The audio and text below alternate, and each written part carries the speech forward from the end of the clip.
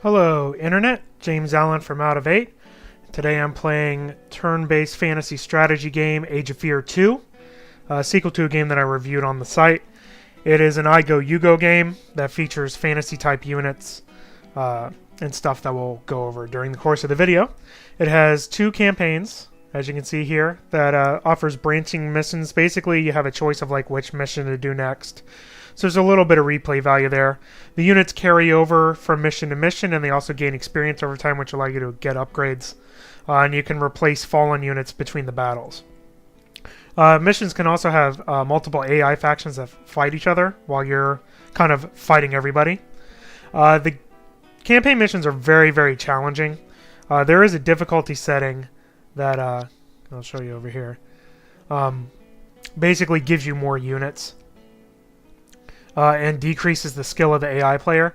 But even on that, you can be severely outnumbered and lose units really quickly. And actually, the game warns you when you probably don't have a lot of units left and will probably fail the next mission, since units do carry over.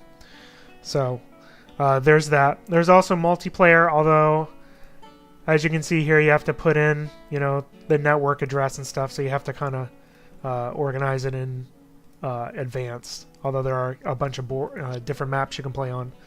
And there's also a quick battle mode, although the quick battle mode only features maps that you've unlocked already and only lets you use troops that are pre-scripted for that. So there's no real true skirmish mode where you can kind of pick any map and pick the units you want on either side.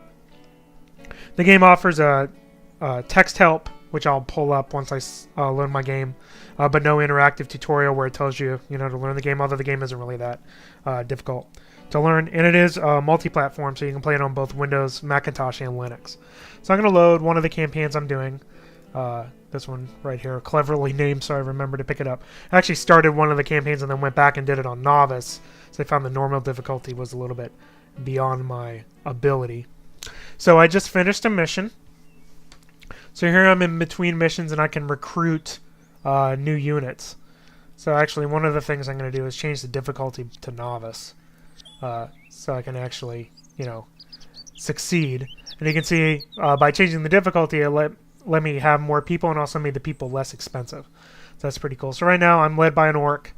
You can click on it and it'll show you each unit has hit points, has an attack and defense rating, which it uses dice rolls to figure out how much damage you cause. Will allow them to evolve, and you click the evolve button, you can see what you can do. Basically it adds bonuses to their stats, essentially. So I have 3 of those. I have a little goblin guy and I have 2 goblin archers. So I think I'm gonna, let's see, 3-1, 3-2, 2-1, 1-1. Probably go with a wolf, another archer, and a basic goblin. There we go. So there's my team of 9.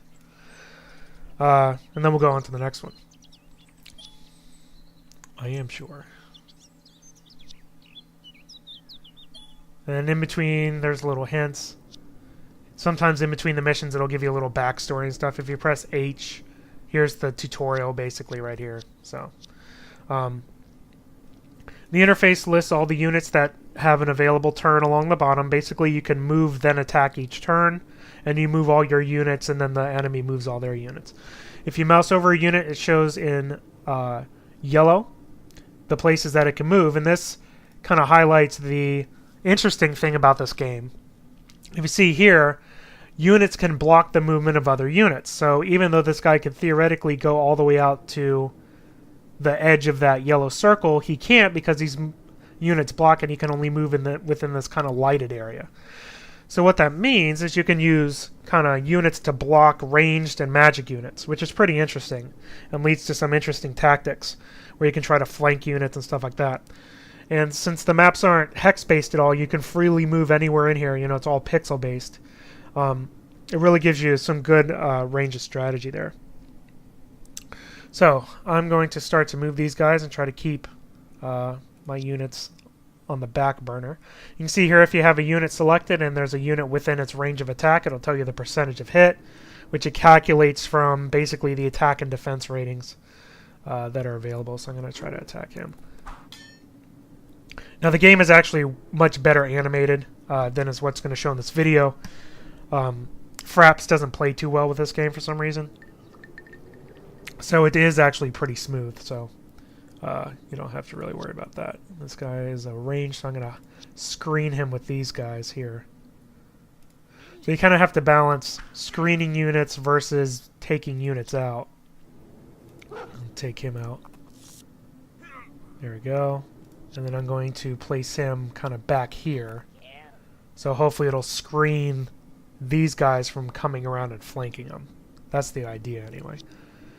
And then we'll kind of do the same thing over on this side here. Here's my archer. When they have special abilities, it displays them down here in the bottom. Although you can also select them by right-clicking on the person, just like that. But I don't really have anybody that has any special abilities anyway, so... you can see with the interface there's no mini-map. And there's no mouse wheel zoom. You actually have to use the number keys, and it'll zoom in and out very slowly, as you can see there. We'll end our turn there and see what the AI does. AI is very good, which is part of the reason why the game is difficult. Every once in a while I'll make a boneheaded move, like not attacking a unit when it probably should.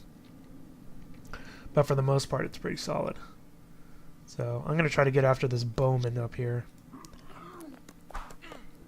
Like, for example, you could have shielded that bowman with this peasant, but decided not to. I'm going to try to take the peasant out with my bow. There we go. And we'll kind of flank this guy here. Now you can see up here in the upper left, you know, I have an attack of 1, he has a defense of 2, and it calculates like what you need to roll. So there is an element of luck in being able to hit your opponent. Units that have a move remaining have a white base, so it makes it fairly easy to identify them. And then they're also listed here along the bottom. So I'm going to try to take this one guy out. There he goes. Then we're going to go heavy with the horse guy.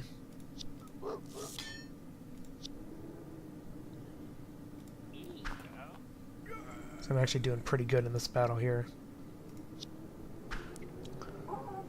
Although this hero guy is going to really become trouble, I think. So I can take him out. I'll move him and screen him back there. I was hoping to take him out with my archer. See, I missed. I got so unlucky. I'm concentrating on horse boy here. He must have a really high defense rating relative to my units. Alright. We're going to have him attack.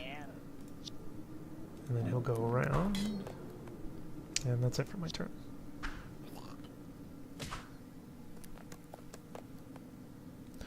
Alright, so same strategy as before. Another miss. That was lucky.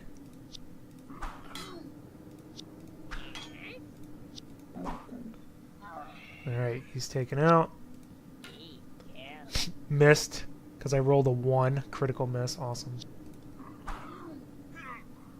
There you go. So I just have that 1 unit to worry about. And he's just going to get over here and get killed. There you go. Yay. I gained some gold, and then here's the little story. It's not voiced, but, you know, that's fine, to be quite honest. Yep, so now a couple of my units evolved, actually, and you get items every once in a while, which is pretty neat. So, and then you can see here, units have attributes and stuff. So, we'll evolve him. So, we'll go veteran, get you more ratings. Sounds good to me. And then I can get 3 more people.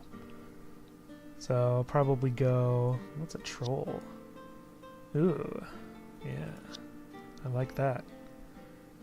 I have enough archers. I need some frontline troops here. Just kind of screen. There we go. That'll work. Let me save this. I am sure. Alright, we'll do one more.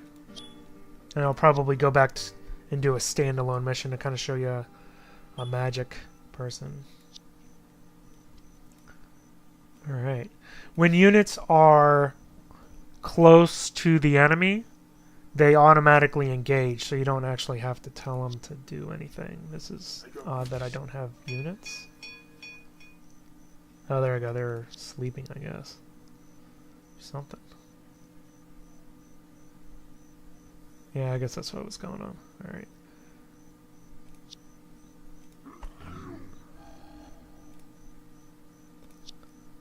I don't know. Over here.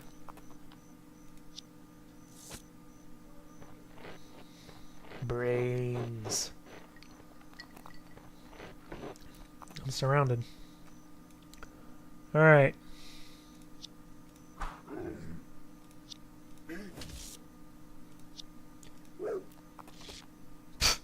You stink. 2 critical misses in a row.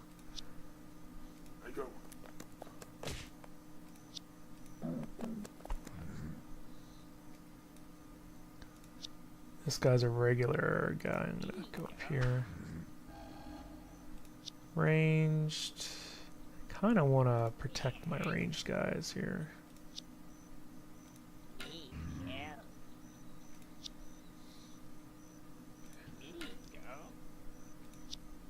And I'm going to do that.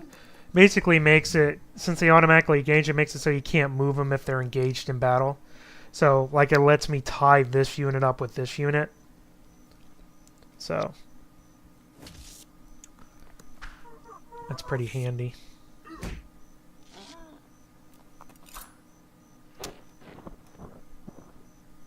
Alright. I need to get you out of there. 10%. I'll try to get this guy. Very good. 3-0. Let's go up here.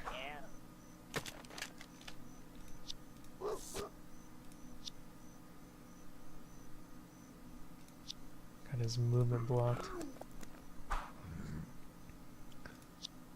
He's ranged, right? Yeah. I'm gonna stick him behind him.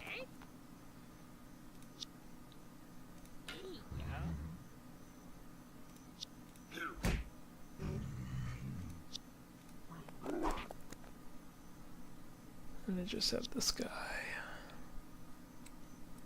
I'm gonna go down here. There's my wolf. Yeah. You automatically lose if your avatar gets killed. Your bot, you know, your hero. So sometimes it's kind of smart to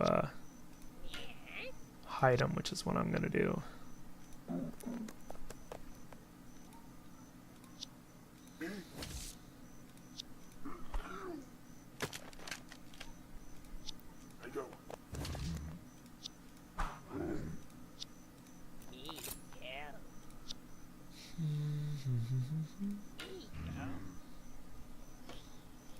See what happens here.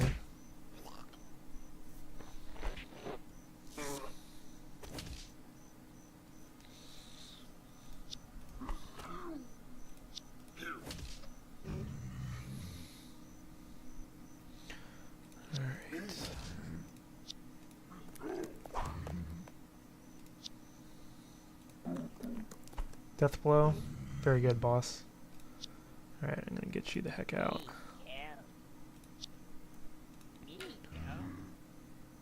Alright, and I'm gonna try to swing these guys over to protect the archers. Here they come. Good thing you guys are slow.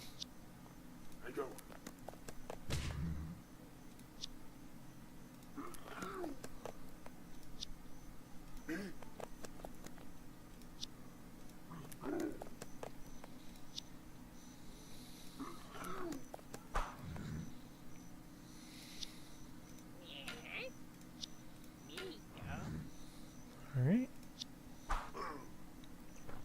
Like, if the AI probably should have gone after my boss there, you know. But Do my melee first, and then we'll range second. See who needs.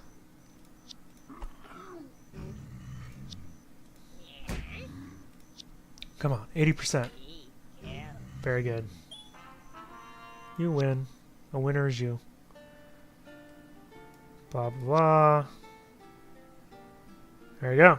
So there you go. So I got a lot of people that evolved actually that time. I can do veteran on him. Veteran. Veteran. Intelligent. Yeah. And then you can, you know, purchase more stuff. So, there's a couple of the campaign games. I'll go to one from the other campaign, although I'll do it standalone here. Go back to the main menu here. Quick battle. I think it was one of these. So you can pick either side. There we go. Yeah, this is pretty much it.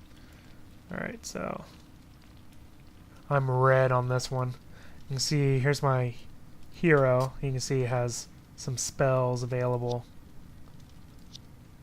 and whatnot, so. My summoner can sacrifice by, like, basically kills themselves but does a bunch of damage or summon things. Those are people to really keep in the background, so. Alright, let's try to move these guys up here. Hey. What?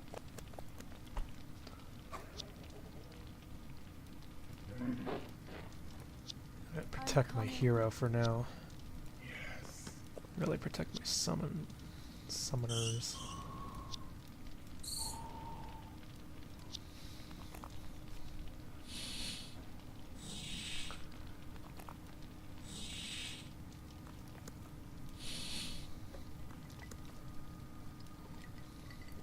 Those green things are actually summoned creatures. Take that. Hey. That I do.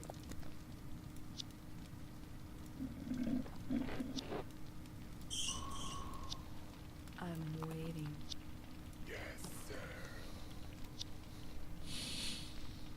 Run away! Really need to take out the demonologists here that are summoning all this stuff.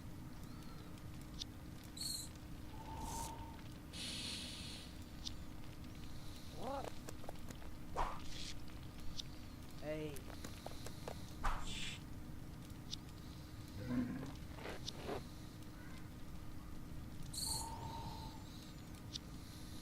I'm coming. Summon an imp here.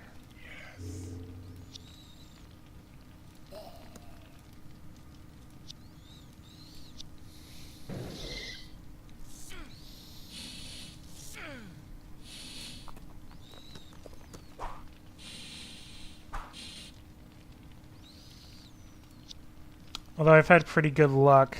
You can see those guys already hit because they're engaged. I've had pretty good luck on the missions for the video on normal difficulty. I had a heck of a time without the, you know, the unfair bonus. So balance is a tough thing, especially for an indie game that doesn't have as much resources for play testing and balancing. So, you know, what one person may perceive to be unfairly difficult, the other person may find to be too easy. So I'm glad they at least have some difficulty settings, but, you know, it's still hard to balance things in the end. There you go, summoning stuff again. Alright, we're gonna have to pull you down, boss lady.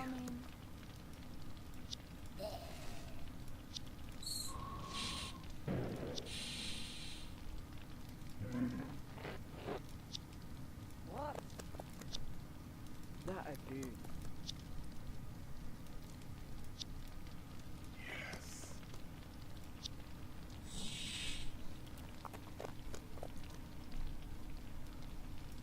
Alright. Yeah. Stomp. Get him. Dead. Alright, who's left? That guy up there, alright. New defensive positions!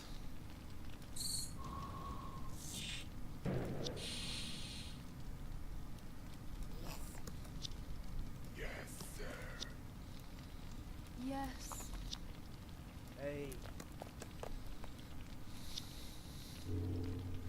Oh. Someone's been saving up some mana. Holy crap. Alright.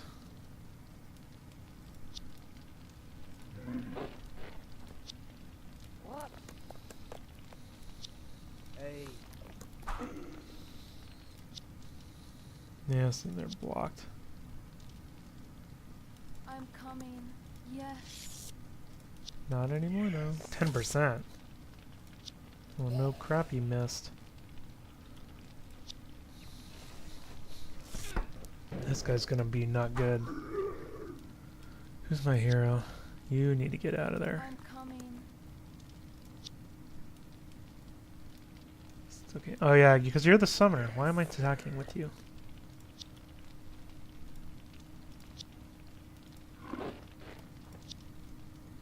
That I do.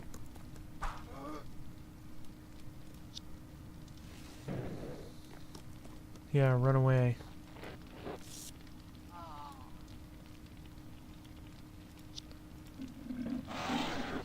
Good. That was a good roll. What?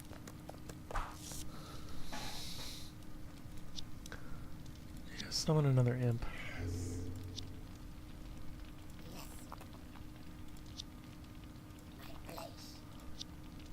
Yes.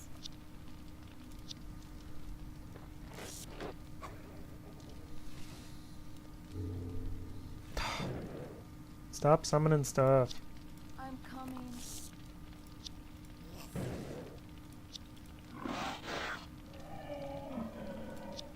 Hey.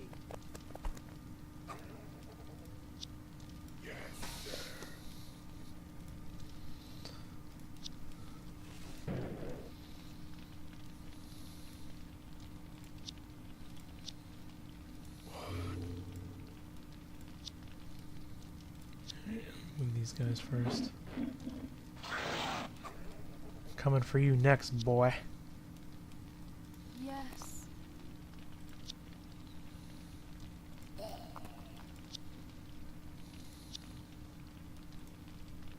That I do.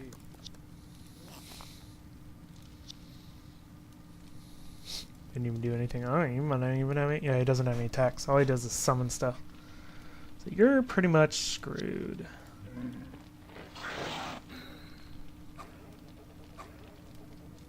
There we go. Alright, well, that's Age of Fear 2. Honestly, it's not really a sequel to the original Age of Fear.